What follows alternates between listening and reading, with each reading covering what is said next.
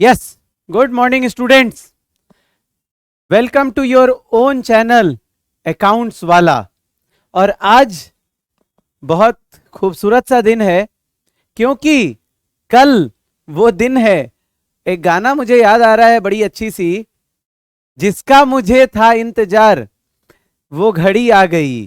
कल मैथ्स का पेपर है और हम लोगों ने सोचा, आपके अपने चैनल, आपकी अपनी टीम ने सोचा कि क्यों ना आपके लिए ऑल द बेस्ट विशेज के साथ साथ एक sure shot one shot technique पूरे सैंपल पेपर का, पूरे मैथमेटिक्स सिलेबस का, अप्लाइड मैथ्स का एक पूरा सैंपल पेपर अगर रिवीजन करा दिया जाए तो मुझे पता है कि आप सारे स्टूडेंट्स जो हैं हमारे अकाउंट्स वाला चैनल पर लिंक्ड, वो सारे स्टूडेंट्स ने इतनी अच्छी रिस्पांस दी है और इतने अच्छे इन लोग स्टडी कर रहे हैं अकाउंट्स का, इकोनॉमिक्स का, बिजनेस स्टडीज का। हमें लगा कि अगर मैथ्स में थोड़ा सा ब्रशअप कर दिया जाए तो आपका जो 80 आउट ऑफ 70 प्लस आ रहा है वो क्यों ना 75 टू 80 यानी 80 आउट ऑफ 80 के आसपास आपका मार्क्स को करवा दिया जाए। तो कैसा रहेगा माय डियर स्टूडेंट्स?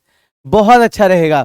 तो सबसे पहला चीज, तो आप तो पहले तो मैथ्स का डर निकाल दो, क्योंकि वो डर ऑलरेडी निकल चुका है पिछले 1 2 3 एग्जाम दे करके। क्योंकि board exam board exam board exam ये इतना सुनने में आ गया कि ये टेंशन हो गया कि यार ये बोर्ड एग्जाम है क्या। तो सबसे पहला काम कि ये जस्ट एक ऑर्डिनरी एग्जाम है जो आप लोग देते आए हो शुरू से, half yearly, term exam, final paper, वो सारे कुछ जस्ट एक बोर्ड पेपर है जो बोर्ड कंडक्ट करा रहा है, जिसमें आपको जज करने वाला कोई टीचर नहीं है, जिसको आप जानते नहीं हो। यानी कि आप अपना बेस्ट लिखो, वो आपको आपका बेस्ट देगा, ये बात की गारंटी है। अब आप अपना बेस्ट कैसे लिखोगे, उसके लिए हम आपके साथ हैं अकाउंट्स वाला चैनल पर लेकर के, जहां पर हम आपको हर क्वेश्चन, हर चैप्टर से कुछ इंपॉर्टेंट क्वेश्चंस, क्योंकि मल्टीपल क्वेश्चंस प्रैक्टिस करा पाने प्रैक्टिकली इम्पॉसिबल है वन डे के अंदर, बट हम आपको हर चैप्टर से कुछ इंपॉर्टेंट क्वेश्चंस आपको यहां पे देंगे, जो आपका section A, section B, section C, section D, even case study, हर टाइप के क्वेश्चन में आपको हेल्प करेगा। जितने भी इंपॉर्टेंट टॉपिक्स हैं आपके सब्जेक्ट के, हर वो टॉपिक को कवर करेंगे। हो सकता है किन्हीं स्टूडेंट को ये आता होगा तो वो नीचे कमेंट बॉक्स में इसका आंसर मेंशन करेंगे, जिनको नहीं आता होगा वो टेक्निक सीख जाएंगे, टिप्स सीख जाएंगे। यानी कि चलिए पहला क्वेश्चन से शुरुआत करते हैं जो हम लोगों ने लिया है सिंपल अरिथमेटिक से। Find the remainder when 127 into 137 into 23 multiplied by 50 multiplied by 235 multiplied by 15 is divisible by 7। oh my god, इतने बड़े नंबर को जब 7 से डिवाइड किया जाएगा तो क्या रिमाइंडर आएगा। तो अगर हम मॉड्यूलो अरिथमेटिक का रूल अगर नहीं जानेंगे तो ये प्रैक्टिकली नेक्स्ट टू इम्पॉसिबल है एक एग्जाम सेशन में इतना बड़ा नंबर को मल्टीप्लाई करना, फिर उसको 7 से डिवाइड करना और तब रिमाइंडर पता करना। तो हम लोगों ने मॉड्यूलो अरिथमेटिक के अंदर पढ़ा है a into b mod m is equal to होता है a mod m into b mod m। तो एक काम करते हैं, सबसे पहले हर नंबर का मॉड पता करते हैं। 127 मॉड 7 क्या होगा? एक्चुअली ए मॉड भी होता क्या है? तो ए मॉड भी बहुत सिंपल सा वैल्यू होता है कि 127 का को अगर 7 से डिवाइड किया जाए तो कौन सा रिमाइंडर बचेगा। तो एक आप देख लो, सिंपल टेक्निक, बाकी आप खुद बता सकते हो। 7 को 127 से अगर हम डिवाइड करें, 7 1 जा 7, 5 57, 7 8 जा 56, यानी कि 1, रिमाइंडर 1 बचेगा, यानी कि 127 मॉड 7 आया आंसर 1। सिमिलरली अगर हम 137 मॉड 7 चेक करेंगे तो बहुत सिंपल, 7 1 जा 7, 6 67, 7 9 जा 63, रिमाइंडर 4। सिमिलरली अगर 23 का मॉड 7 करेंगे तो क्या आएगा my dear students? Comment box में आप पता कर सकते हो। 7 3 जा 21, कैरी 2, वेरी गुड। 50 को अगर हम मॉड 7 से मल्टीप्लाई करेंगे का वैल्यू निकालेंगे, 7 7 जा 49 यानी कि रिमाइंडर 1। 235 को अगर हम 7 से मॉड निकालेंगे तो क्या आएगा हमारा, 7 3 21, 2 25, 7 3 21 4, और अगर फाइनली 15 का मॉड अगर हम 7 से निकालेंगे, 7 2 14 1, यानी कि इस टोटल का जो मॉड होगा वो होगा final value 1 into 4 into 2 into 1 into 4 into 1 mod 7, यानी कि इतने बड़े प्रोडक्ट का जो 7 से रिमाइंडर आएगा वो इसके मॉड के प्रोडक्ट का रिमाइंडर भी सेम होगा। जरा देखते हैं, 4 2 8, 8 4 32 मॉड 7 क्या होगा, 7 4 38, रिमाइंडर 4, यानी कि हमारा जो वैल्यू आएगा वो आएगा हमारा 4। ये आप बहुत आसानी से चेक कर सकते हो। अगर आपसे पूछा कि what will be the remainder when 200 into 352 divided by 9, तो आपको कुछ नहीं करना है, 200 को 9 से डिवाइड करना है, देन 352 को 9 से डिवाइड करना है, दोनों का रिमाइंडर को मल्टीप्लाई कर देना है। 9 2 18, 2 20, 9 2 18, 2 आएगा।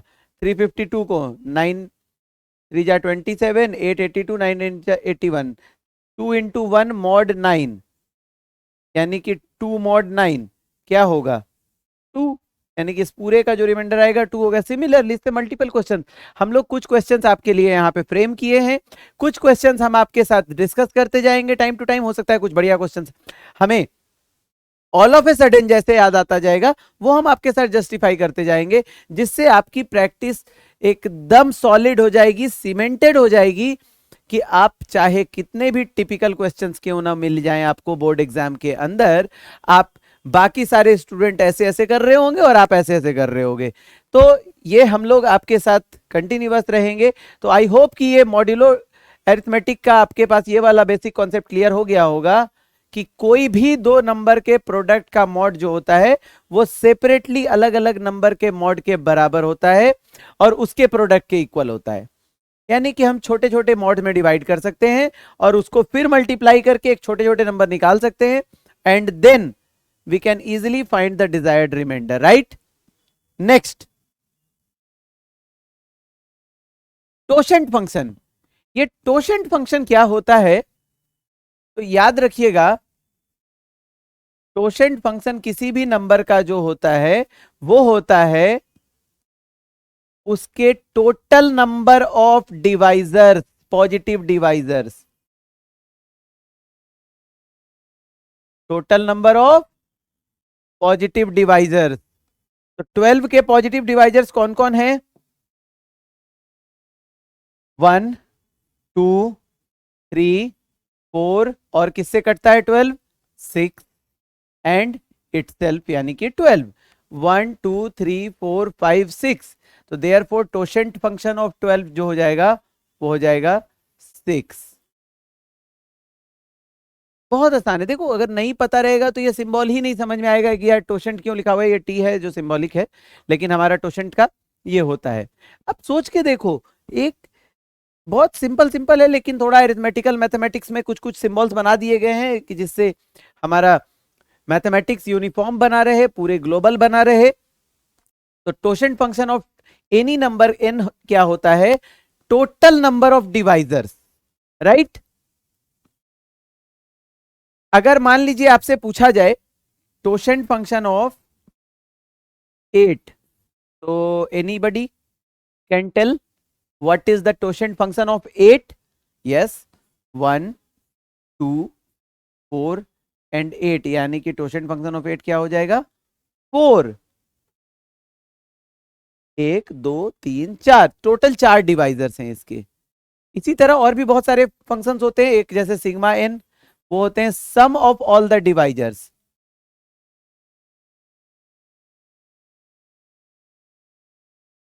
यानी कि इसके सम, अगर हमसे सिग्मा 8 पूछा जाए तो क्या होगा, 1 + 2 + 4 + 8 15। तो देखो कोई बहुत कॉम्प्लिकेटेड नहीं है, ये वन वर्ड में 1 मार्क्स में पूछा जाएगा आपसे ऑब्जेक्टिव में, जरूर इसमें से कोई एक आएगा ही आएगा, चांसेज है। नेक्स्ट, तो आई होप कि हमारा टोशन फंक्शन, सिग्मा फंक्शन ये क्लियर हो गया।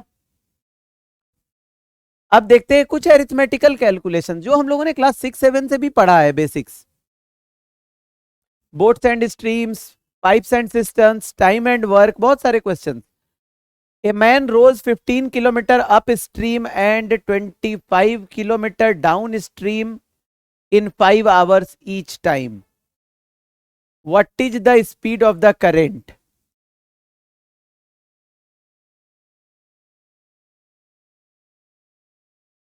ऐसा पढ़ा है हम लोगों ने? Any idea?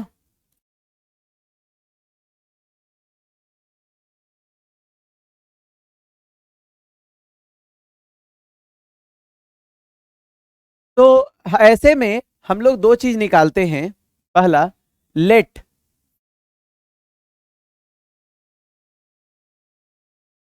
Speed of boat in still water be x kilometre per our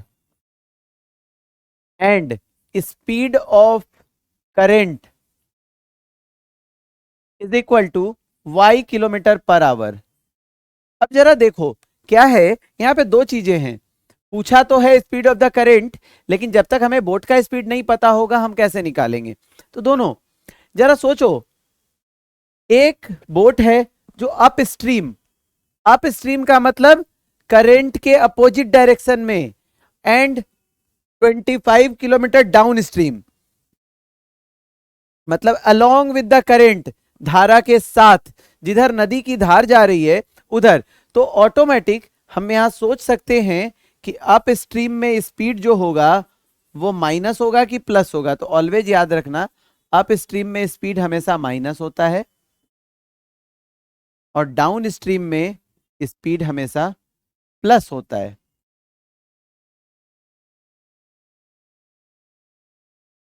तो इन दैट केस आप यहां गौर करेंगे कि हमारे पास स्पीड हो गया एक्स के टर्म में, टाइम दिया हुआ है 5 आवर्स, एक तरफ का डिस्टेंस 15 किलोमीटर, एक तरफ का डिस्टेंस 25 किलोमीटर, यानी कि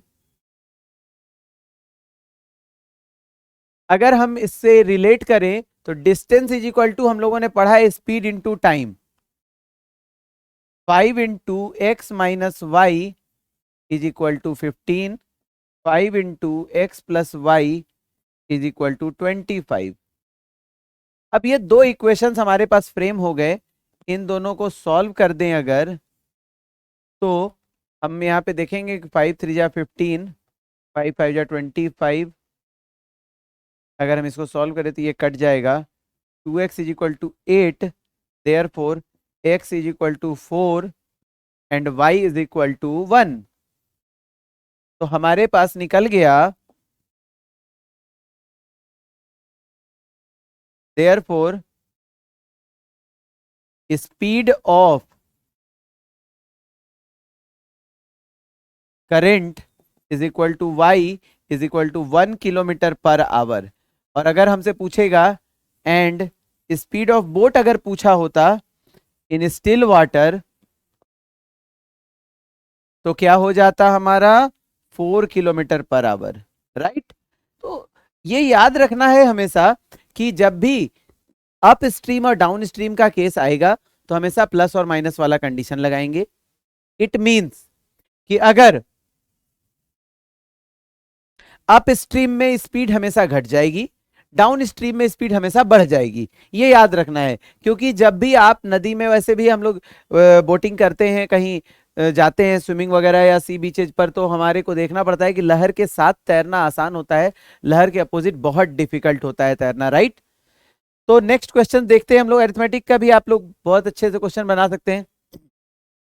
नेक्स्ट, मैट्रिसेज, इसको हम लोगों ने एक डिटेल में पूरी चैप्टर को डिस्कस किया है, जिसके अंदर हम लोगों ने इस क्वेश्चन को डिस्कस कर चुके हैं, लेकिन फिर आपसे हम इसमें ब्रीफ में जाएंगे, क्योंकि उसकी लिंक आपको मिल जाएगी आगे के डिस्क्रिप्शन बॉक्स में, जिसमें आप मैट्रिक्स की पूरी प्लेलिस्ट आप देख सकते हैं, जिसके अंदर पूरी मैट्रिक्स, पूरी डिटर्मिनेंट डिटेल्ड में hours, more than 1 hour 2 hour 3 hour के लेक्चर्स डाले हुए हैं आपके अपने चैनल पर, जहां पर आप जाके मैट्रिक्स और डिटर्मिनेंट के एक एक क्वेश्चन को स्टडी कर सकते हैं। आज हम लोग सिर्फ एग्जाम के पॉइंट ऑफ व्यू से मोस्ट इंपॉर्टेंट क्वेश्चंस जो है वो हम लोग डिस्कस करेंगे। यहां पे देखो कि एक स्क्वायर मैट्रिक्स दिया हुआ है, इसको sum of symmetric and skew symmetric matrix में एक्सप्रेस करना है। एक मैट्रिक्स है 1 2 3 -4 -1 0 3 5 1। इसको हमको दो मैट्रिक्स के फॉर्म में एक्सप्रेस करना है, जिसमें से एक साइमेट्रिक हो और दूसरा स्क्यू साइमेट्रिक हो। तो ऐसे केस में हम लोग क्या करते हैं माय डियर स्टूडेंट्स कि a is equal to 1/2 a plus a dash plus 1/2 a minus a dash. दो अलग अलग मैट्रिक्स का सम, और आप अगर इसको गौर करोगे तो इसको समअप करने पर ए ही आएगा। जरा चेक करते हैं। 1/2 a 1/2 a मिलके क्या हो जाएगा a 1/2 a dash minus 1/2 a dash मिलके क्या हो जाएगा 0, कैंसिल आउट। यानी कि ये हमारा हो जाएगा a के बराबर। तो अब हम यहां पे अगर हम ढूंढें कि a डैश क्या होगा,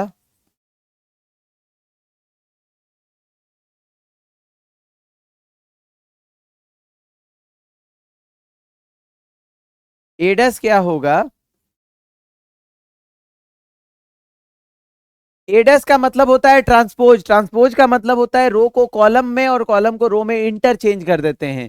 ये हो जाएगा हमारा 1 2 3 -4 -1 0 3 5 1। देयरफॉर हम यहाँ पे सॉल्व करते हैं। एक कलर चेंज कर लेते हैं ताकि आप लोग को विजिबल रहे। a प्लस a डैश क्या होगा, इन दोनों को ऐड करते हैं तो हो जाएगा हमारा 2 -2 6। यहाँ हो जाएगा 2 -4 -2 0 सॉरी -1 -2 5। और यहाँ हो जाएगा 6 5 और 2। आप गौर करिए कि ये एक सिमेट्रिक मैट्रिक्स है। देखो इसका रो और कॉलम सेम है। देयरफॉर अब एक और हम लोग निकाल लेते हैं a माइनस a डैश। इसको सब्ट्रैक्ट करते हैं तो क्या आता है हमारा 1 -1 0, डायगोनल पे ऑलवेज 0 रहेगा, याद रखना है सिमेट्रिक मैट्रिक्स में। और यहाँ पे 2 + 4 6 3 -3 0 -4 -2 -6 0 और 0 -5 -5 और 5। देयरफॉर ये एक सिमेट्रिक मैट्रिक्स हो गया हमारा।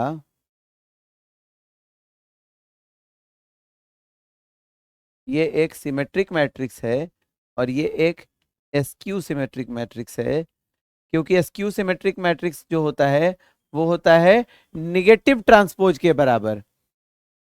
तो अब हमें एक्सप्रेस करना था ए को दो मैट्रिक्स के सम के फॉर्म में। तो हम इसको therefore we can write a is equal to 1/2। तो एक बार वहां से पीछे से वैल्यूज ले ले। 2 -2 6 5 -2 2 -2 6 5 5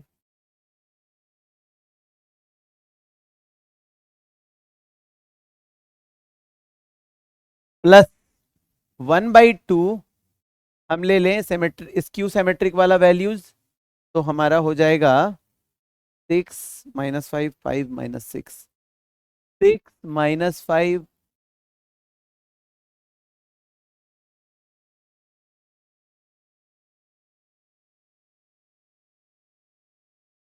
0 -5 5 0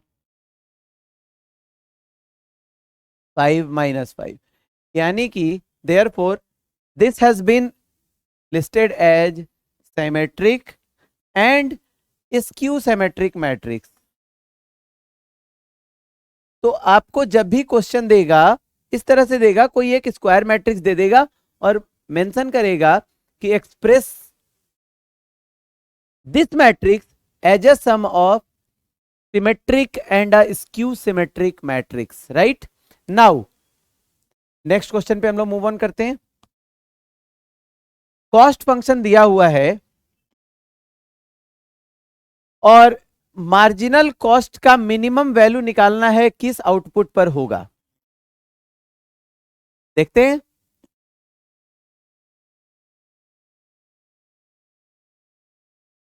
मार्जिनल कॉस्ट क्या होता है, any idea, any student?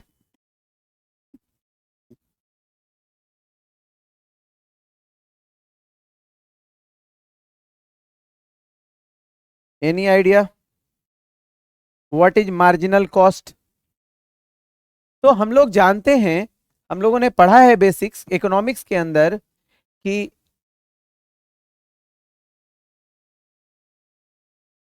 Marginal cost is equal to जो होता है वो होता है rate of change of cost with respect to output.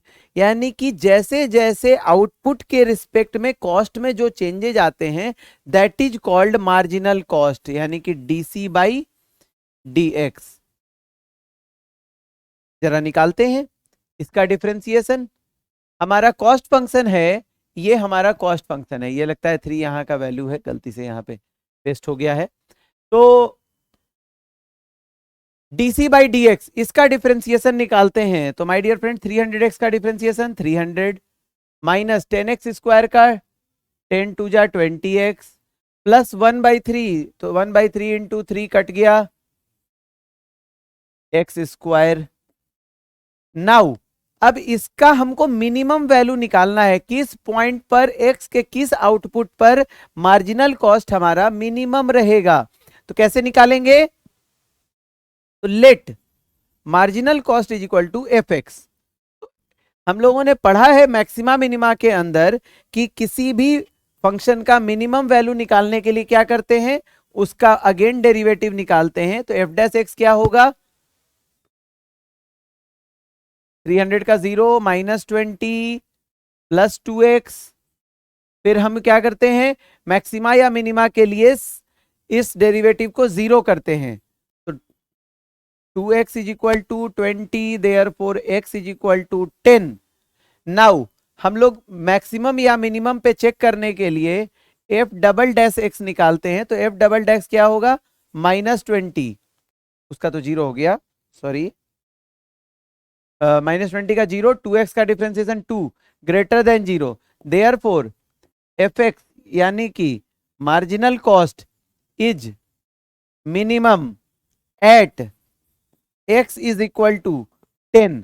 इस वैल्यू पर हमारा मार्जिनल कॉस्ट मिनिमम होगा। यानी कि कंपनी को अगर 10 यूनिट प्रोड्यूस करेगा तो जाके मार्जिनल कॉस्ट मिनिमम वैल्यू अकर करेगा, राइट। नाउ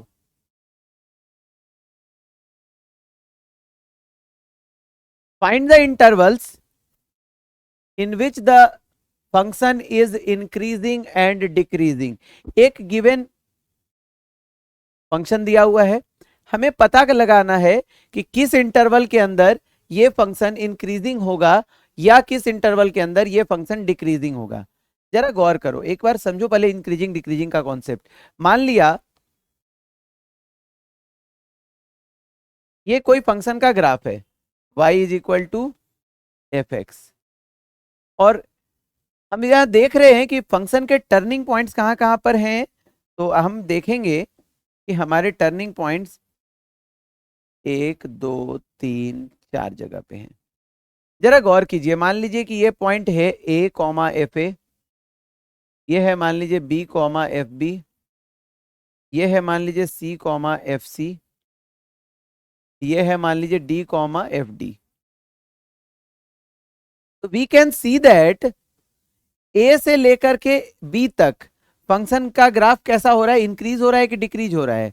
तो हम देखेंगे कि फंक्शन इज इंक्रीजिंग। बी से सी तक फंक्शन इज डिक्रीजिंग, सी से डी तक फंक्शन इज अगेन इंक्रीजिंग। तो we can say that this function is increasing in a to b and union C to D, but this function is decreasing between B to C. It means हम अब ये interval find out कैसे करेंगे, हमें graph नहीं पता है, हमें इक्वेशन पता है, तो इस इक्वेशन से हम फंक्शन का ग्राफ कैसे निकालेंगे। अगर ग्राफ नहीं पता है तो इंटरवल पता करने का एक बहुत शॉर्टकट तरीका होता है, जो है डेरिवेटिव टेस्ट के थ्रू। डेरिवेटिव टेस्ट के थ्रू क्या करते हैं माय डियर स्टूडेंट्स, हम लोग dy बाई डी एक्स निकालते हैं इस फंक्शन का। तो dy बाई डी एक्स क्या होगा, जरा देखिए, x टू दी पावर 4/4 यानी कि 1/4 इंटू 4x³ माइनस 2x³ का डिफरेंशिएशन क्या हो जाएगा, 2 3 जा 6x²। 11/2x² का क्या हो जाएगा, 2 2 कट जाएगा, 11/2 इंटू 2x माइनस 6, यानी कि हमारा जो dy बाई डी एक्स हो गया वो हो गया x³ minus 6x² plus 11x minus 6। अब हमें ये पता करना है कि इसके क्रिटिकल पॉइंट्स क्या होंगे, ये पॉइंट्स पता करने हैं। ये पॉइंट्स कैसे पता चलते हैं, तो ये पॉइंट्स का हम स्पेशल नेम है A B C D, इन लोगों को हम लोग कहते हैं क्रिटिकल पॉइंट्स या टर्निंग पॉइंट्स।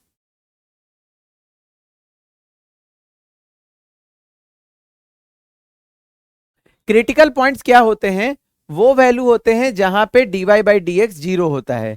क्रिटिकल पॉइंट्स कहां पे अकर होता है माय डियर स्टूडेंट, जहां पे dy by d x zero होता है, यानी कि टेंजेंट हमारा जो होता है कर्व का वो पैरेलल टू एक्स एक्सिस जब होता है तो हम कहते हैं कि वहां पे टर्निंग पॉइंट है। तो अब हम ये क्यूबिक इक्वेशन है तो इसको हिट एंड ट्रायल मेथड से हम फैक्टर्स ढूंढ के चेक करेंगे। तो हम चेक करेंगे कि x बराबर 1 पे शायद ये 0 होता हो, चेक करते हैं रैंडम। x बराबर 1 रखते हैं तो 1 प्लस 11 12 माइनस 6 यानी कि इसके फैक्टर्स जो होंगे वो x minus 1 x minus 2 x minus 3 equal to 0। Therefore अब ये कैसे निकाला, आप x माइनस 1 से डिवाइड कर लेना, फैक्टराइज बहुत आसानी से हो जाएगा, या फिर मिडिल टर्म स्प्लिट करके भी निकाल सकते हो आप लोग। हम लोग वैदिक मैथ्स में भी इसको फैक्टराइज करने का बहुत इजी टेक्निक सीखेंगे, धीरे धीरे उस प्लेलिस्ट पे भी जाएंगे, अभी हम लोग शॉर्ट में पढ़ रहे हैं। तो we have the critical points 1 2 3।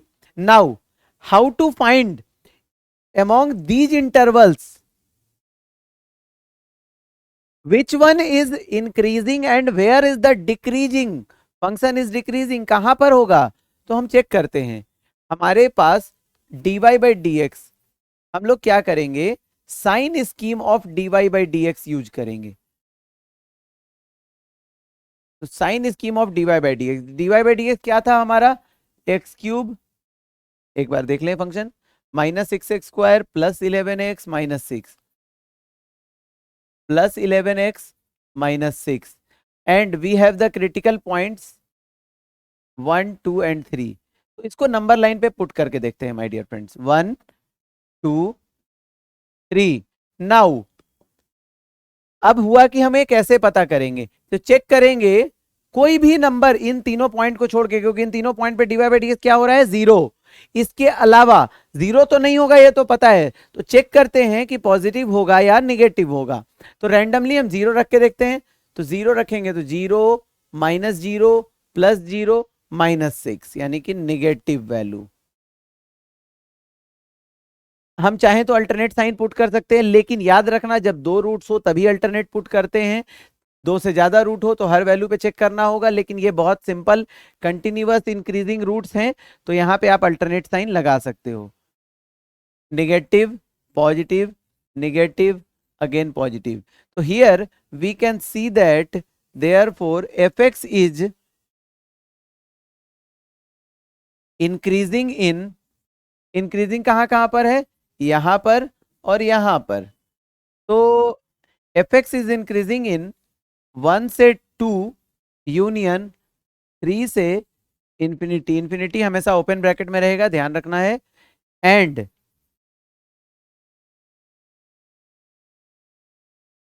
fx is decreasing in, decreasing कहां कहां पर है, यहां पर और यहां पर बीच में, यानी कि हम कह सकते हैं माइनस इंफिनिटी से 1 यूनियन 2 टू 3, यहां दो जगह पर हमारा फंक्शन डिक्रीजिंग होगा। तो अब हम कोई भी फंक्शन दिया रहे, चाहे ट्रिग्नोमेट्रिक रहे, चाहे एक्सपोनेंशियल रहे, any type of functions, we can easily जज where the function is increasing and decreasing by the method dy by dx. Put dy by dx equal to 0. Check the sign scheme of dy by dx on a number line and see whether the value on putting in dy by dx, whether the value is coming positive or negative according as they will be increasing and decreasing. यहाँ पे decreasing, यहाँ पे decreasing. तो अब हम समझ गए कि कितनी आसानी से इंक्रीजिंग एंड डिक्रीजिंग होता है। Now moving on to the next question. ये देखिए बड़ी इंटरेस्टिंग क्वेश्चन है। अब हम आते हैं इंटीग्रल पर, इंटीग्रल कैलकुलस। इसमें बहुत ज्यादा प्रोबेबिलिटी है कि इससे आपको एक क्वेश्चन पूछता है। वो क्या है? आपका पार्शियल फ्रैक्शन में ब्रेक करना एंड देन इंटीग्रेट करना। तो बहुत आसान है। एक फंक्शन दिया हुआ है आपके पास, यहां ध्यान रखिए, बोल रहा है कि इसका इंटीग्रेशन करना है dx by x minus 1 x plus 3। तो सवाल है कि प्रोडक्ट का इंटीग्रेशन डिफिकल्ट होता है, कॉम्प्लिकेटेड होता है, और सम और डिफरेंस का आसान होता है। तो हम लोगों ने 11th क्लास के बेसिक्स में भी पढ़ा है, और आगे यहाँ पे भी हम लोग सीखेंगे कि अगर हमारे पास लीनियर प्रोडक्ट हैं और न्यूमरेटर से बड़ा डिग्री डेनोमिनेटर का होना चाहिए, तभी पार्शियल फ्रैक्शन में ब्रेक हो सकता है। ये बात का ध्यान रखना है। तो कैसे करते हैं? बहुत आसान। लेट, यहां पे हम लोग क्या करेंगे, लेट पहले हम यहां पे i बराबर मान लेते हैं। Again let 1 by x minus 1 x plus 3 is equal to let a by x minus 1 plus b by x plus 3। हमने रैंडमली a एंड b दो कांस्टेंट चूज किया, सच एज कि दो इस प्रोडक्ट का जो वैल्यू हो दो अलग अलग छोटे छोटे सम के बराबर हो। अब सवाल है कैसे होगा, अभी कैसे निकालेंगे तो देखते हैं। इधर एलसीएम लेते हैं।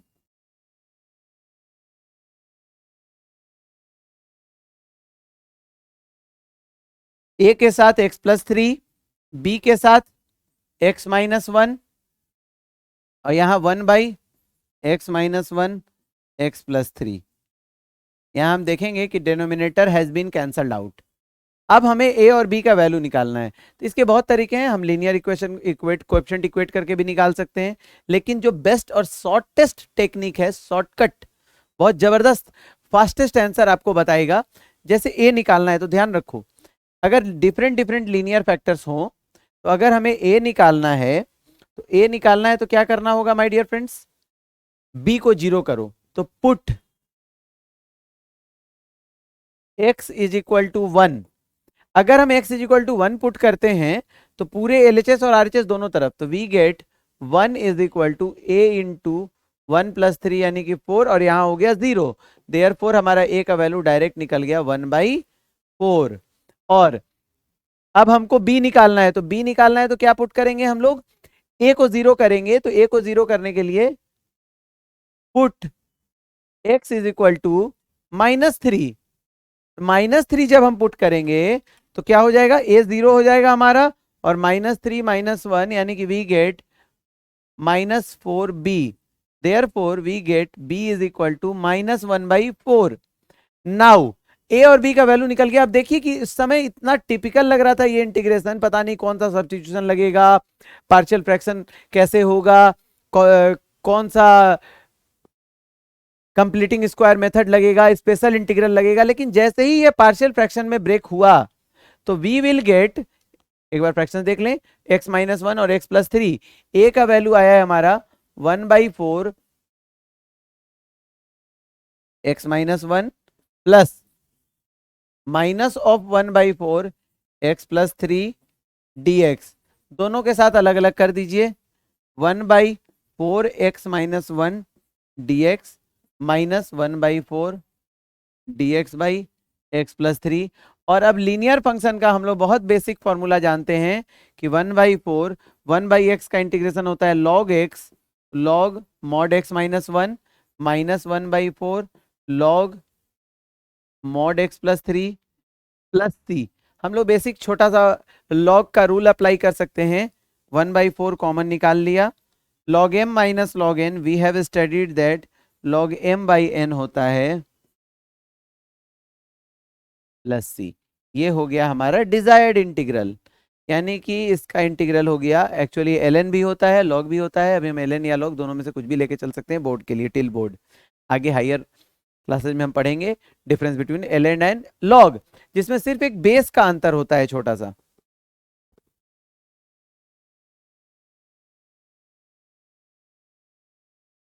नाउ तो आगे चलते हैं, हम लोग इंटीग्रेशन के कुछ और क्वेश्चंस प्रैक्टिस करते हैं। ये बहुत इंपॉर्टेंट प्रॉपर्टी है, properties of definite integral. X cube minus x का मॉड्यूलस -1 से 2 के बीच में इंटीग्रेट करना है। हाउ कैन वी, देखते हैं, लेट अस फाइंड आउट। तो हम लोग यहाँ पे एक प्रॉपर्टी लगाएंगे।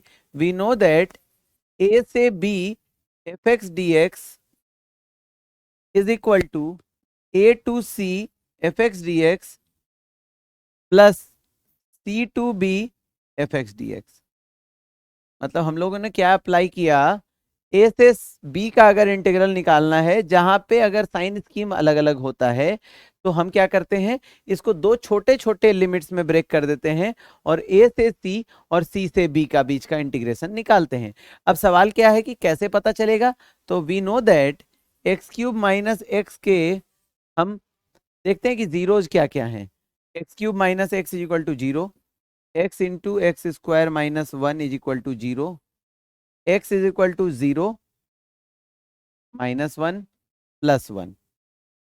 तो we get the three values.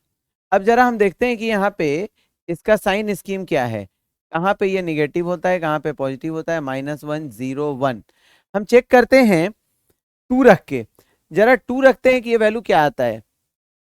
8 -2 6 positive, यहाँ निगेटिव, यहाँ पॉजिटिव, यहाँ निगेटिव। तो अब हम देखते हैं कि हमें क्या करना पड़ेगा। ये जो लिमिट चलेगा, और हमें चाहिए क्या, -1 से 2 तक, सॉरी, हाँ, -1 से 2 तक, यानी कि हमें इसका तो चाहिए ही नहीं था, इसके आगे का चाहिए ही नहीं। इट मीन्स हम लोगों को एक बार रीचेक करना पड़ेगा, सॉरी।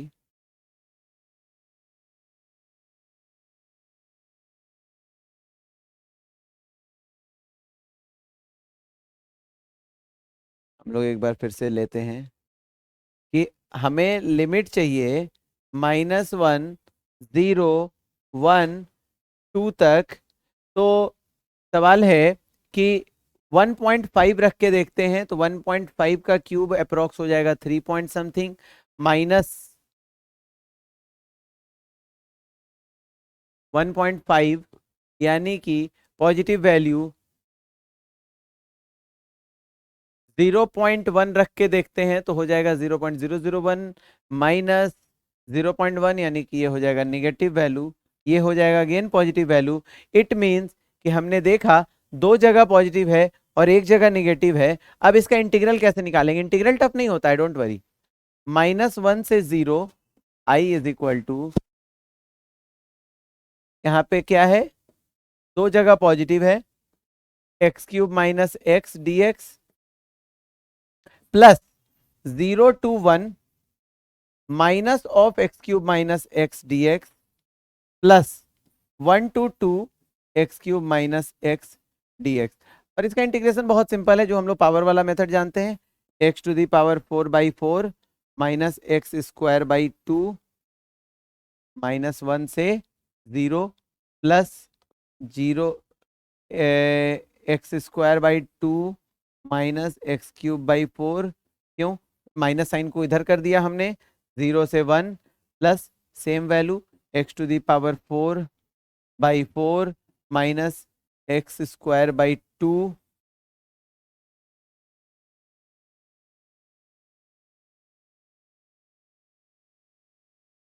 1 से 2। इसका वैल्यू निकालते हैं हम लोग, तो 0 पुट करेंगे तो 0 माइनस 0 0, माइनस -1 पुट करेंगे तो 1/4 -1/2 प्लस 1 पुट करेंगे तो 1/2 -1/4 प्लस 0 प्लस 2 पुट करेंगे तो 16/4 -4/2 -1 पुट करेंगे 1/4 -1/2। अब इतना छोटा सा इक्वेशन है, इसको सॉल्व कर दीजिए। 1/2 -1/4 प्लस 1/2 -1/4 प्लस 16/4 -4/2 -1/4 प्लस 1/2। 1/2 वाले वैल्यूज उठाओ, 1 2 3 4, 3 -4 -1/2।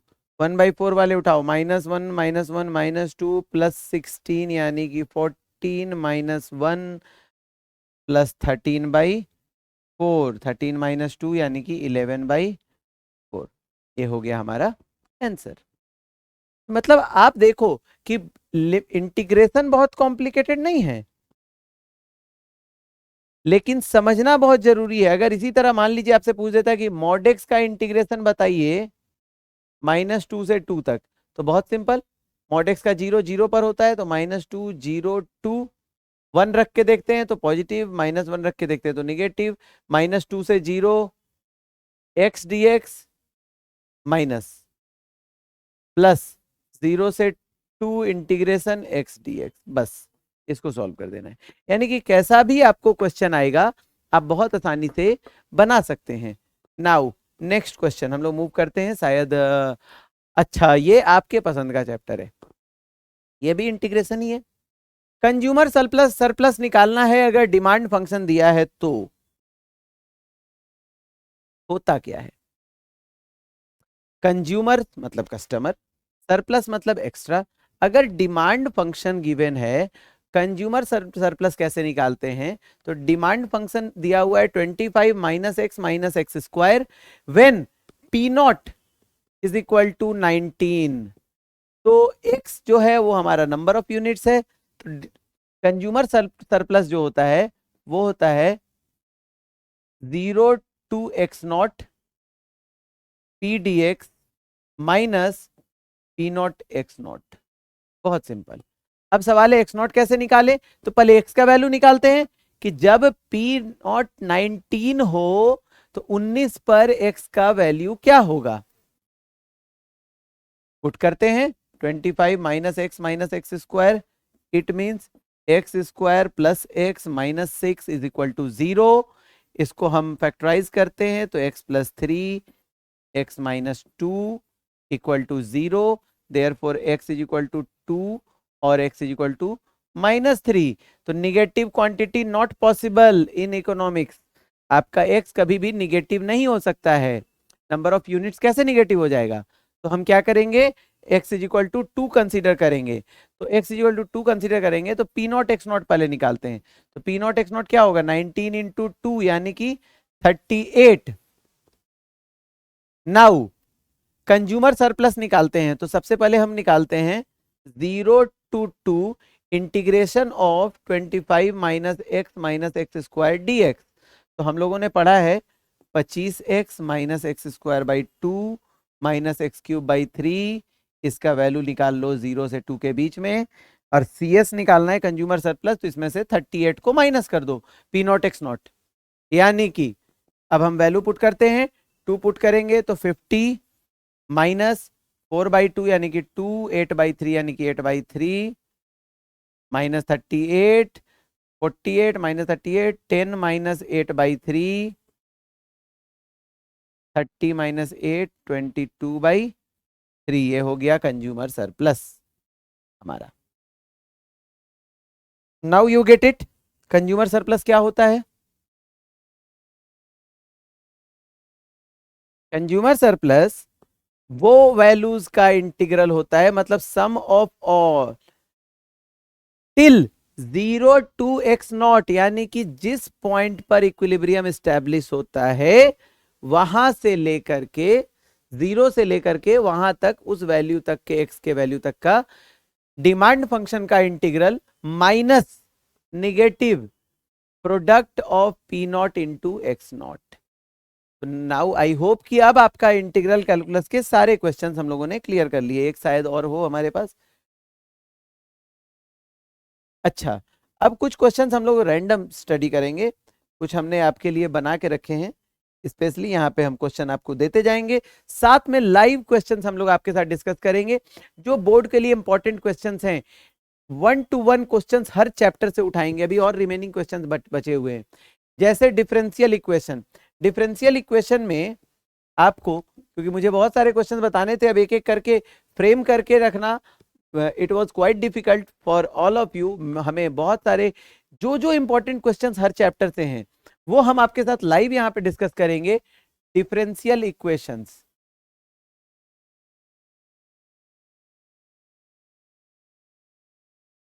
हर डिफरेंशियल इक्वेशन का जो भी एक dy बाई डी एक्स से रिलेटेड फॉर्म हो, dy by d x plus y is equal to x, ये एक डिफरेंशियल इक्वेशन है। d2y by d x square minus sine x is equal to log x, ये एक differential equation है। dy by d x minus 2y plus d2y by d x 2 is equal to E to the power x, ये एक differential equation है। हर वो equation जिसके अंदर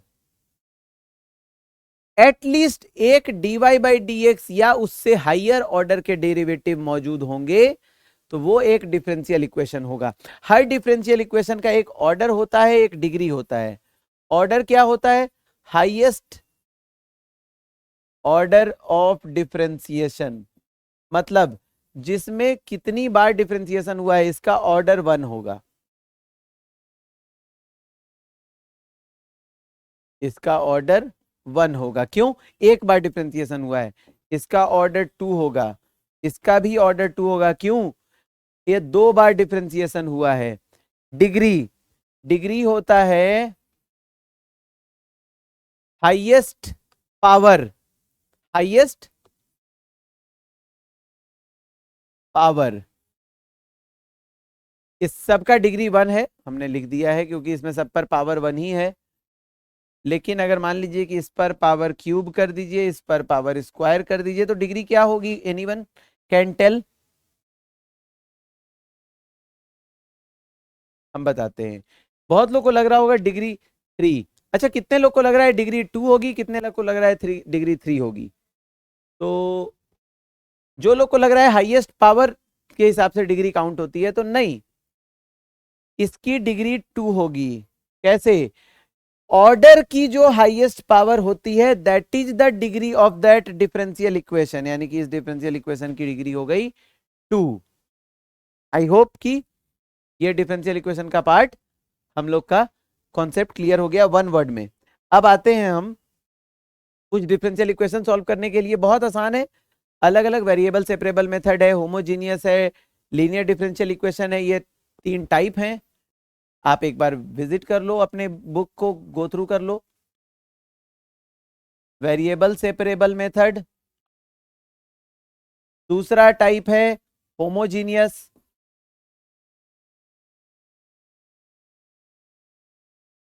तीसरा है लीनियर डिफरेंशियल इक्वेशन। इसके अंदर होता है y बराबर vx मान के, इसके अंदर होता है इंटीग्रेटिंग फैक्टर जिससे हम सॉल्यूशन निकालते हैं। y into I F is equal to integral of q into I F d x plus c. Now I F is called integrating factor, और आई एफ क्या होता है? e to the power integration of p d x, that is called हमारा I F. अब हम आते हैं एक सबसे इंपॉर्टेंट आपका प्रोबेबिलिटी पे, क्योंकि प्रोबेबिलिटी से बहुत सारे इंपॉर्टेंट टॉपिक कवर किए हुए हैं।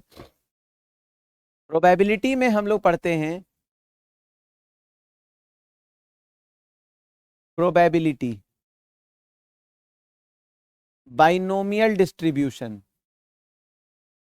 बाइनोमियल डिस्ट्रीब्यूशन है पहला, दूसरा है पॉइजन डिस्ट्रीब्यूशन और तीसरा है नॉर्मल डिस्ट्रीब्यूशन।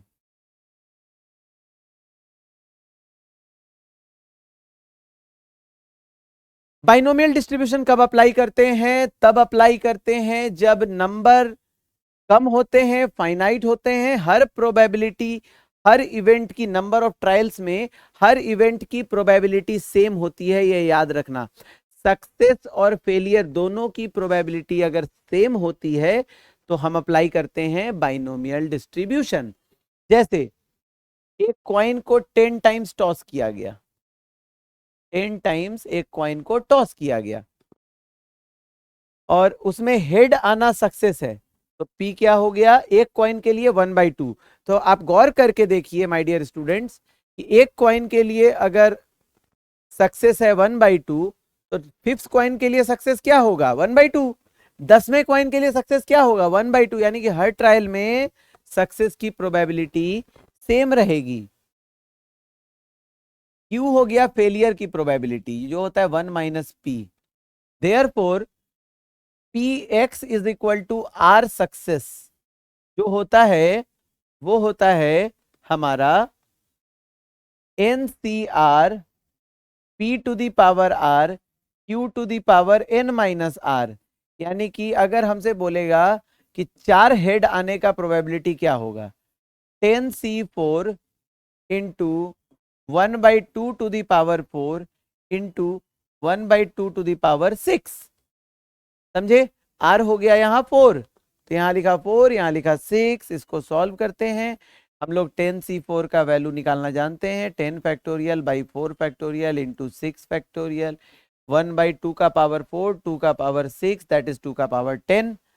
इसको हम सॉल्व करेंगे। 10 9 8 7 6,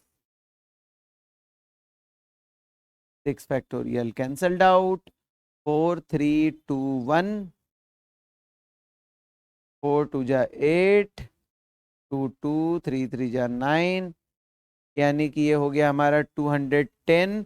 2 टू दी पावर 10 होता है 1024, 2 से कट गया 105, 512। डोंट वरी, आप लोग भी उतना ही फास्ट कैलकुलेशन धीरे धीरे सीख जाओगे। इस चैनल पे बने रहिए, लाइक कीजिए, सब्सक्राइब कीजिए, कमेंट कीजिए, ताकि हम लोग को best of the best content आपको देने की इंस्पिरेशन कंटिन्यूअस मिलती रहे my dear students. Binomial distribution जान लिया हम लोगों ने। पॉइजन डिस्ट्रीब्यूशन का फॉर्मूला मैं आपको बता देता हूं। पॉइजन डिस्ट्रीब्यूशन क्या होता है? जब वैसे केस होते हैं जब, अच्छा बाइनोमियल के लिए एक और चीज ले लेते हैं हम लोग, मीन। मीन होता है हमेशा एनपी और वेरिएंस एनपीक्यू और standard deviation √(NPQ). Poisson distribution कहां पे अप्लाई करते हैं? पॉइजन तब अप्लाई करते हैं जब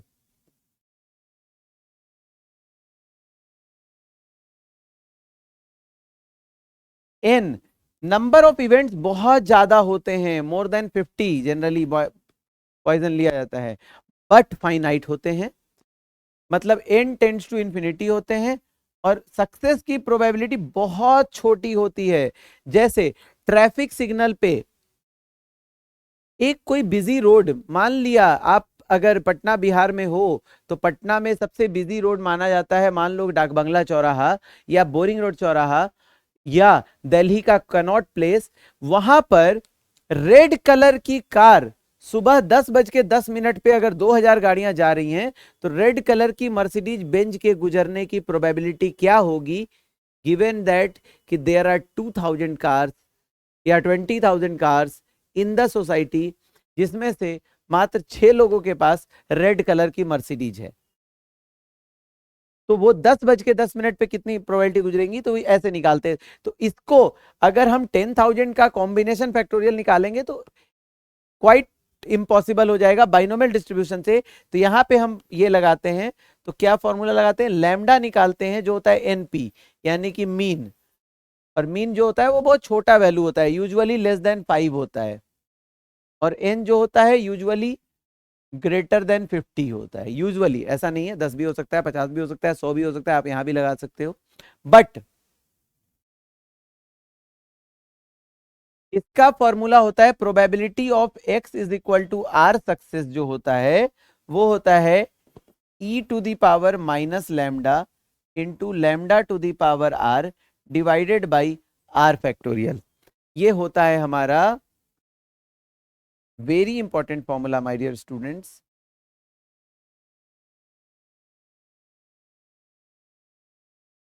इसको आप नोट डाउन कर लीजिए, जिससे आप बहुत टिपिकल कैलकुलेशंस को बहुत आसानी से समझ जाएंगे।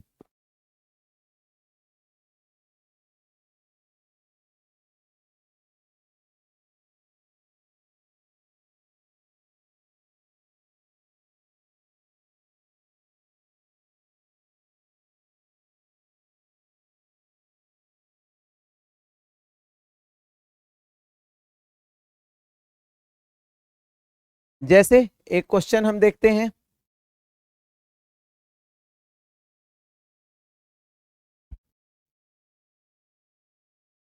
मान लिया कि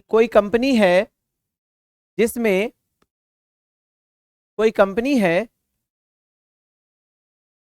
जो कोई वैक्सीन बनाती है, जैसे कोविड की वैक्सीन। तो वैक्सीन का बैड इफेक्ट, साइड इफेक्ट जो होगा, वो किसी पर्सन को लगाया जाए, उसके साइड इफेक्ट होने की प्रोबेबिलिटी है 0.001। ये है प्रोबेबिलिटी सक्सेस का, यानी कि 1/1000, बहुत छोटा प्रोबेबिलिटी। और 2000 लोगों पे ये टेस्ट किया गया, ठीक है।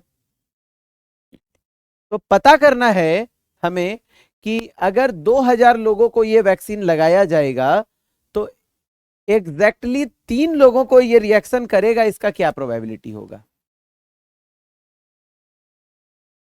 सोचो, मतलब 2000 लोगों को सैंपल पे अगर टेस्ट किया गया ये वैक्सीन, तो उसमें से 3 आदमी को ये रिएक्शन हो जाए, इसका क्या प्रोबेबिलिटी होगा। Let us check. तो वी हैव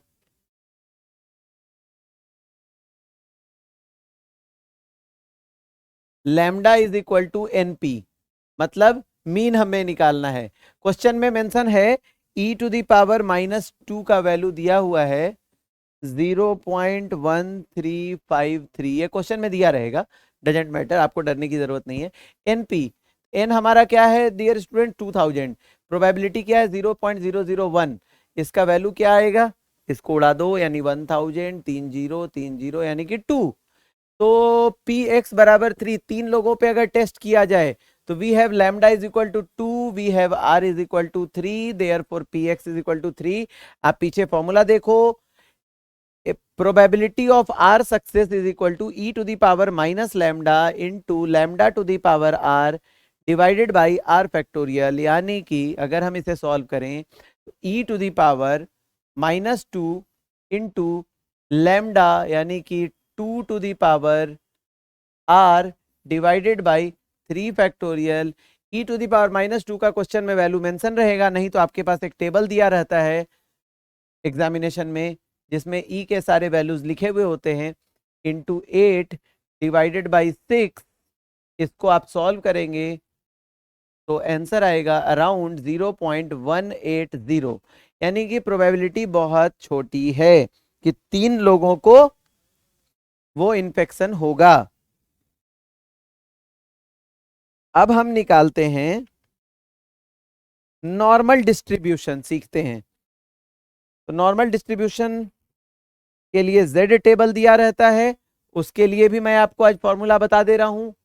और नॉर्मल डिस्ट्रीब्यूशन होता क्या है, इसकी डिटेल हम लोग चैप्टर डिस्कस करेंगे in our regular live classes. आज हम लोग सीख रहे हैं आप कल के बोर्ड एग्जाम के अंदर 80 आउट ऑफ 80 कैसे स्कोर करेंगे। Thank you so much my dear friends. तो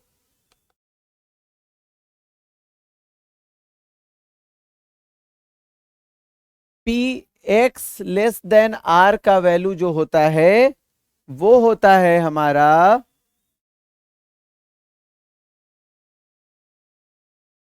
z लेस देन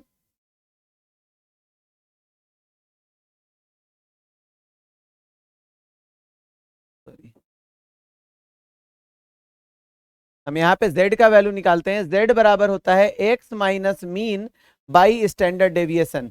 वहां यहाँ पे म्यू होता है हमारा मीन और स्टैंडर्ड डेविएशन होता है ये, और x होता है वेरिएट हमारा। इट मीन्स कि हमें अगर z का वैल्यू निकालना है तो z1, और f टेबल एक होता है p z less than r, जो होता है वो एफ आर का वैल्यू होता है। और आर जो होता है हमारा, एफ टेबल जो होता है वो आपको एक पाई चार्ट में दिया रहता है, एक्स्ट्रा चार्ट्स में, नॉर्मल डिस्ट्रीब्यूशन के चार्ट में। यहाँ पे अभी हम लोग उसको प्रोवाइड नहीं करवा पाएंगे। आपके एग्जामिनेशन में एफ का वैल्यू दिया रहेगा, आपके एग्जामिनेशन में एक टेबल दिया रहेगा। आपके बुक के बैक पेज का अंतिम टेबल जो है वो नॉर्मल डिस्ट्रीब्यूशन टेबल है, जिसको आप बहुत आसानी से देख सकते हो। आगे हम लोग चलते हैं कुछ और अच्छे टॉपिक पे, इन्फ्रेंशियल स्टैटिस्टिक्स एंड ईएमआईज। ये बहुत इंपॉर्टेंट चैप्टर है जो बहुत इजीली आपको स्कोर करा सकता है मार्क्स।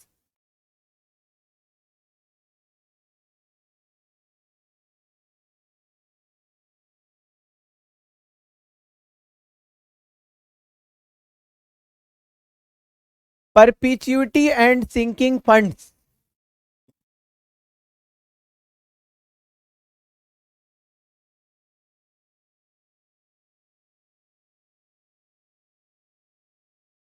इन्फ्रेंशियल स्टैट, और हम आ जाते हैं बॉन्ड्स एंड ईएमआईज।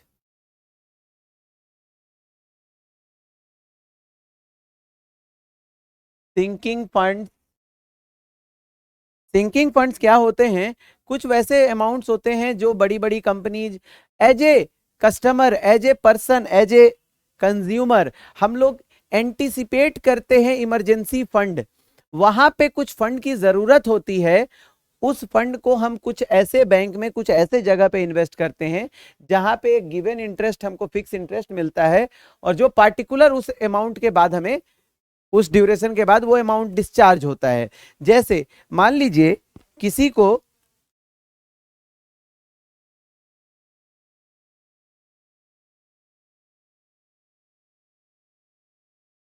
कोई एक व्यक्ति है जो अपनी बिटिया की शादी करना चाहता है, और उसको एक्सपेक्ट कर रहा है कि उसकी बिटिया अभी 10th का बोर्ड का एग्जाम दे रही है, और वो चाह रहा है कि अभी 10 साल वो पढ़ाई करे, अच्छा से डॉक्टर इंजीनियर बन जाए, और उसको 5 लाख रुपए शादी में वो खर्च करे, सपोज 10 साल बाद शादी में खर्च करे। और तो 5 लाख रुपए के लिए उसके पास वन टाइम में इतना बड़ा अमाउंट नहीं है, तो वो क्या करे, कितना पर मंथ अमाउंट इन्वेस्ट करे। और उसको पता है कि एक बैंक है जो 5% एनुअल इंटरेस्ट दे रहा है, तो वो कितना अमाउंट इन्वेस्ट करे जिससे कि उसको 10 साल के बाद 5 लाख रुपए मिल जाएं। तो उसका एक बहुत सिंपल फॉर्मूला होता है, amount dischargeable is equal to r, r means revenue, recurring deposit जो चाहिए value, 1 + i to the power n -1 divided by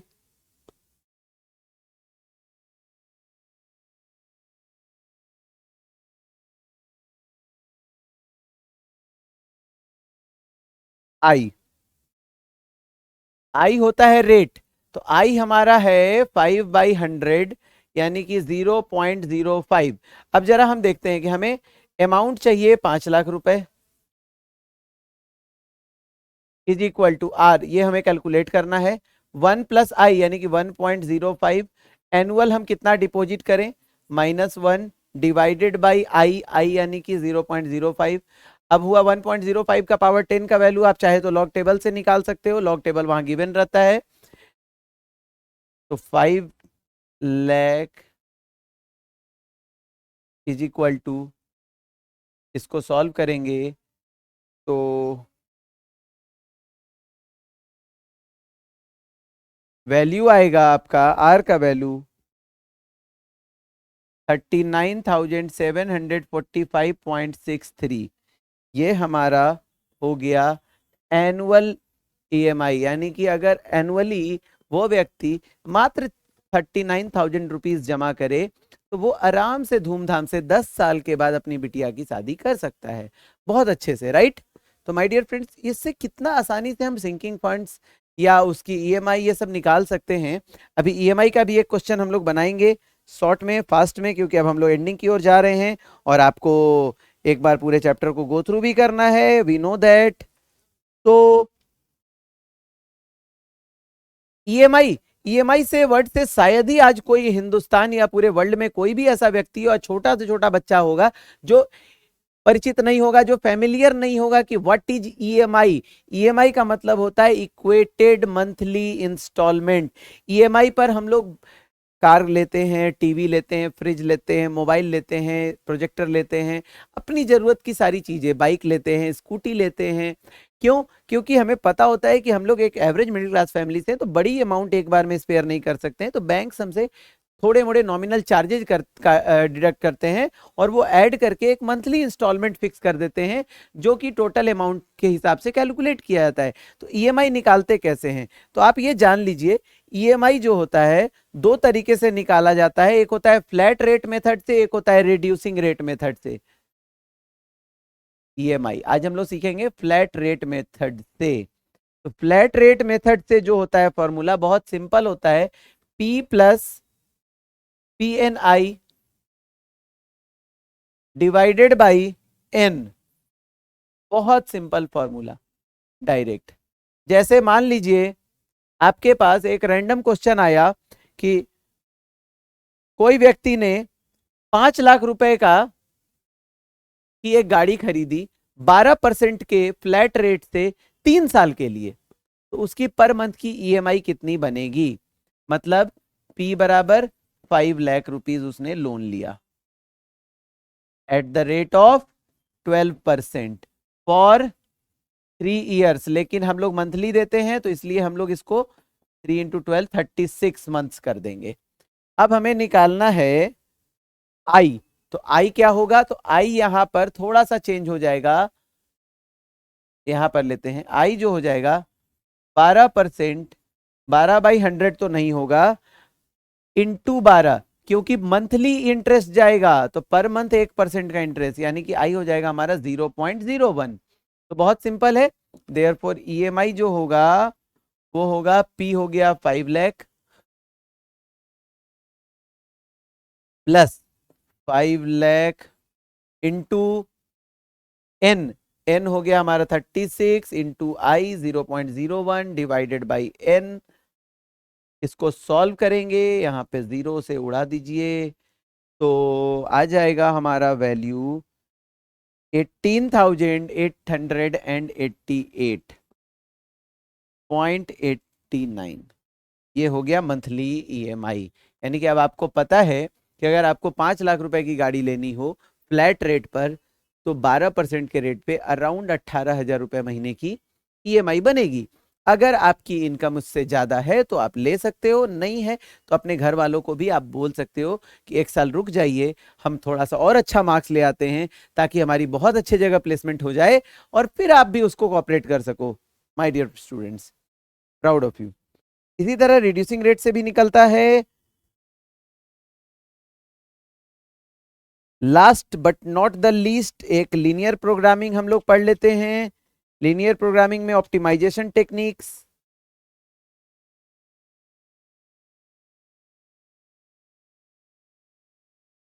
LPP linear programming problem, ये बहुत आसान चैप्टर है, बहुत इजी बट वेरी इंपॉर्टेंट।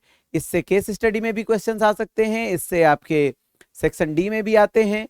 बहुत इंपॉर्टेंट टॉपिक है, इसको बहुत ध्यान से समझिएगा। लास्ट टॉपिक है, इसके बाद आप लोगों का 80 आउट ऑफ 80 सिक्योर्ड है।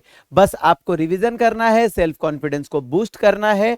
जैसे लीनियर प्रोग्रामिंग हम लोग किस लिए यूज करते हैं माय डियर स्टूडेंट्स, जहां पे कोई ऐसे कई ऐसे आज के डेट में जरूरत होती है, कई बड़ी बड़ी कंपनियां होती हैं जिनको जरूरत होती है कुछ प्रॉफिट को मैक्सिमाइज करने के लिए अंडर सम गिवन कंडीशंस, जिसको कॉन्स्टेंट्स कहते हैं। जैसे एक क्वेश्चन लेते हैं आपके लिए,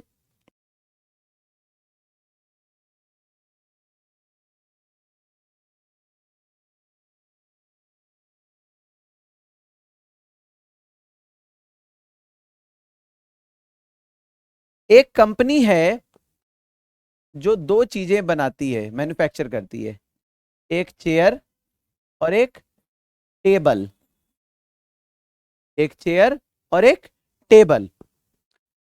और एक चेयर को बनाने में उसको 300, सॉरी माय मिस्टेक, एक चेयर को बनाने में 150 रुपीज लगता है और एक चेयर को बनाने में 300 रुपीज लगता है। ये कॉस्टिंग पड़ती है उसकी। और एक चेयर पर उसको प्रॉफिट 18 रुपए का होता है बेचने पर, और एक टेबल पर उसको प्रॉफिट 50 रुपीज का होता है। बट कंडीशन एक ऐसा है कि उसके पास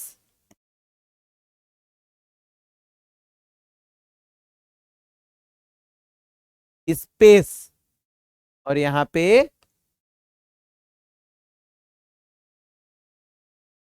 टोटल इनिशियल कैपिटल, स्पेस सिर्फ है 80 टेबल या चेयर रखने का, 80 आइटम्स एकोमोडेट कर पाने का उसके पास गोडाउन है। और कैपिटल सिर्फ 15,000 रुपए हैं उस शॉपकीपर के पास इन्वेस्ट करने के लिए। तो वो कितना चेयर और कितना टेबल बनाएगा जिससे कि उसका प्रॉफिट मैक्सिमम हो जाएगा। देखो कैसे बनाते, बहुत सिंपल है। Let he buys x chair and y table. तो अब हमारे पास गिवन कंडीशंस क्या क्या हैं, x plus y, total number of chair plus total number of table less than equal to 80। वो 80 से ज्यादा नहीं खरीद सकता है, क्यों? अगर पैसा हो भी तो उसके पास गोडाउन नहीं है, चेयर चोरी हो जाएगा या खराब हो जाएगा, राइट। तो x plus y less than equal to 80 हमारा फर्स्ट इक्वेशन। दूसरा कंडीशन, एक चेयर का कॉस्टिंग उसको आ रहा है 150x, टेबल का टोटल कॉस्टिंग आ रहा है वो 300y less than equal to 15,000। उसके पास अगर जगह है भी तो वो 15,000 रुपए से ज्यादा का नहीं खरीद सकता है। और दो बाई डिफॉल्ट कंडीशंस होते हैं, x greater than equal to 0, y greater than equal to 0। मतलब वो कुछ ना कुछ तो खरीदेगा ना, तभी तो बेचेगा, दुकानदारी कैसे चलाएगा। अब प्रॉफिट फंक्शन गोल क्या है हमारा, इसको हम लोग चेंज करते हैं कलर। गोल क्या है उस कंपनी का, उस दुकानदार का? प्रॉफिट फंक्शन जो है वो है 18x प्लस 50y। इस प्रॉफिट को मैक्सिमाइज करना उसका गोल है। कितना x और कितना y बनाए जिससे 18x प्लस 50y का वैल्यू मैक्सिमाइज हो जाए। लेट अस सी। इसका आपको एक ग्राफ बनाना है, जो कि ग्राफ कॉपी आपको एग्जाम में मिलेगा। पहला इक्वेशन था हमारा x plus y less than equal to 80। दूसरा इक्वेशन है 150x plus 300y less than equal to 15,000। तो इसको हम सिंप्लीफाई कर देते हैं, 150 दो बार में, 150 से 100 बार में, x plus 2y less than equal to 100। अब जरा देखो,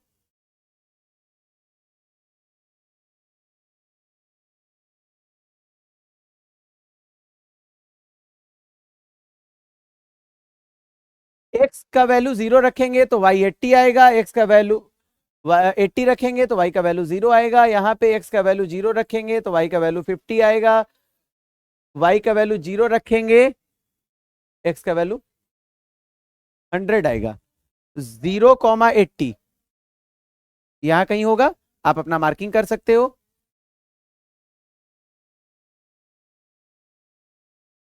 0,50, ये 80,0, 0,80, इसका ग्राफ जरा देखो, 0,50, 100,0, यहां होगा। ठीक है, last but not the least, अब इसका दो सॉल्यूशन हम निकालते हैं। ये हुआ सेंटर पॉइंट, ये सेंटर पॉइंट हुआ। अब जरा हम देखते हैं यहां पे x प्लस वाई, ये सॉल्यूशन क्या होगा, आपको ग्राफ पे एग्जैक्ट नजर आएगा, नहीं तो आप यहाँ पे रफ में चेक कर सकते हो लीनियर इक्वेशन सॉल्व करके। My dear students, minus minus minus, y is equal to 20, x is equal to 60। अब देखने से भी लग रहा है कि x का वैल्यू 60 है, y का वैल्यू 20 है, तो ये पॉइंट हो गया 60,20। अब हमको एक्चुअली ये ग्राफ लीनियर इक्वेशन का नहीं, लीनियर इन इक्वेशन का है। ये लेस देन इक्वल टू है, मतलब रीजन किधर का होगा, रीजन होगा माय डियर स्टूडेंट्स ये वाला हो गया कॉमन रीजन, क्योंकि इधर का रीजन ये, इधर का रीजन ये, तो कॉमन रीजन हो जाएगा ये वाला। नाउ हमारे पास 4 पॉइंट्स हो गए जिसको हम कहते हैं corner points, O A B C. तो वी हैव 4 पॉइंट्स, ओ 0 0, ध्यान से देखिएगा, ए 80,0, बी 60,20 और सी 0,50, राइट। तो हमारा जो लीनियर प्रोग्रामिंग का ऑब्जेक्टिव फंक्शन था ये वाला profit function 18x plus 50y, ये जो फंक्शन है माय डियर स्टूडेंट्स, ये लीनियर प्रोग्रामिंग की थ्योरी कहती है कि हमारा जो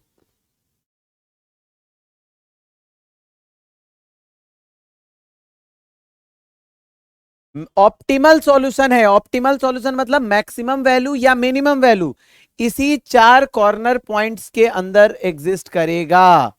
तो हमारा प्रॉफिट फंक्शन है 18x प्लस 50y, इसका वैल्यू p पे पुट करो तो क्या होगा, 0 प्लस 0 यानी 0 रुपीज, यानी कि अगर एक भी चेयर नहीं खरीदेगा, एक भी टेबल नहीं खरीदेगा तो प्रॉफिट कितना होगा, 0 रुपीज, सिंपल। 18 इंटू 80 प्लस 0 यानी कि 144,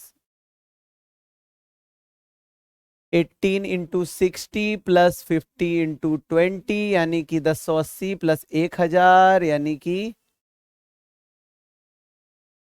2080 यानी कि 900।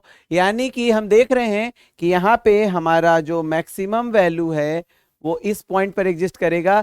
और आप टेंशन फ्री रहो, आपका लीनियर प्रोग्रामिंग के जितने भी वर्ड प्रॉब्लम्स हैं 12th के अंदर, वो सारे सॉल्यूशन नॉन जीरो पॉइंट पर एग्जिस्ट करते हैं, मतलब यहीं पर एग्जिस्ट करेंगे। तो इससे आप कोई भी डाइट प्रॉब्लम हो गया, ट्रांसपोर्टेशन प्रॉब्लम हो गया, ये एक दो मैं आपको बता दे रहा हूं नोट्स के तौर पे। डाइट प्रॉब्लम बना के जाना। डाइट प्रॉब्लम में कॉस्ट को मिनिमाइज करने का क्वेश्चन रहेगा।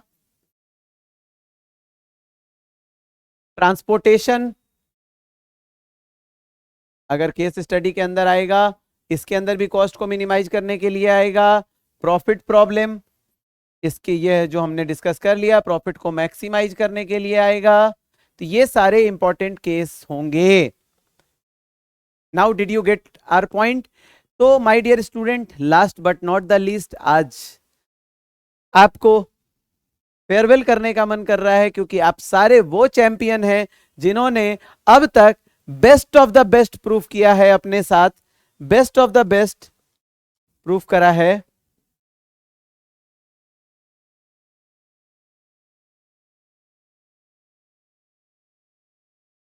आपकी 12th बोर्ड की तैयारी बहुत अच्छी है और मैं जानता हूं, हमारी पूरी टीम जानती है कि हमारे सारे चैंपियंस, और यही नहीं पूरे हिंदुस्तान में जो यहां से देख रहे हैं, इस चैनल पे जुड़े हुए हैं, वो सारे best of the best champions हैं और अपने अपने क्लास सेक्शन स्कूल के टॉपर हो चुके।